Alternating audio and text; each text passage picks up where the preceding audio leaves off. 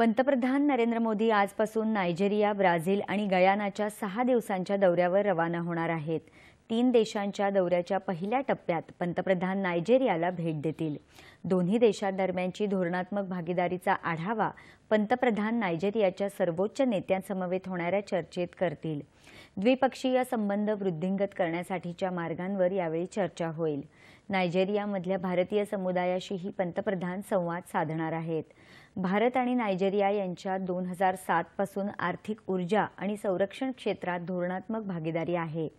भारतीय पंतप्रधानांची 17 वर्षांनंतर ही पहिलीच नायजेरिया भेट आहे।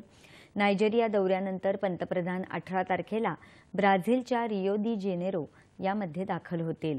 ब्राझीलमध्ये G20 शिखर परिषदेला पंतप्रधान उपस्थित राहतील। ब्राझील आणि दक्षिण आफ्रिकेसमवेत भारत G20 ट्रोईकाचा भाग आहे।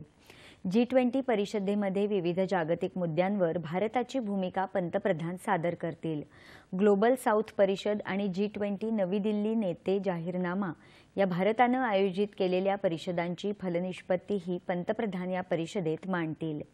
G20 शिखर परिषदेच्या दरम्यान विविध नेत्यांशीही पंतप्रधान चर्चा करतील अशी अपेक्षा आहे। यानंतर पंतप्रधान 19 ते 21 नोव्हेंबर दरम्यान गयानाला भेट देतील। 1968 नंतर गयानाला भेट देणारे ते पहिले पंतप्रधान ठरतील।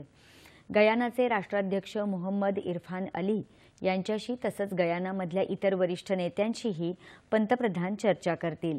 तसंच गयानाच्या संसदेलाही पंतप्रधान संबोधित करणार आहेत। भारतीय समुदायाशीही ते संवाद साधतील। गयानामधल्या जॉर्ज टाउन इथे दुसऱ्या कॅरिकॉम भारत शिखर परिषदेलाही पंतप्रधान उपस्थित राहणार असून सदस्य नेत्यांशीही पंतप्रधान चर्चा करतील।